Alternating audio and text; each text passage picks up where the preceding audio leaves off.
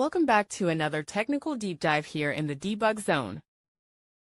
Today we're tackling a big question and breaking it down with insights from other users. Hopefully this clears up some misconceptions and helps you get the answer you need. So buckle up, stay a little curious, and let's jump right in.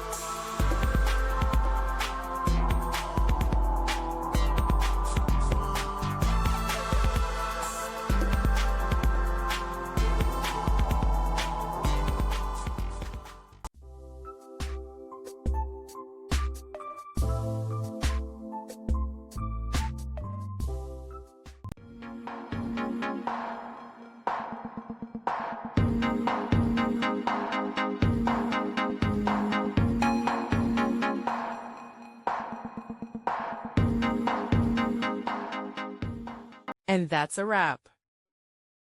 I hope you found the answer you were looking for. If you did, take a second to hit that subscribe button. It really helps out. And let me know in the comments which solution worked best for you. See you next time in the debug zone.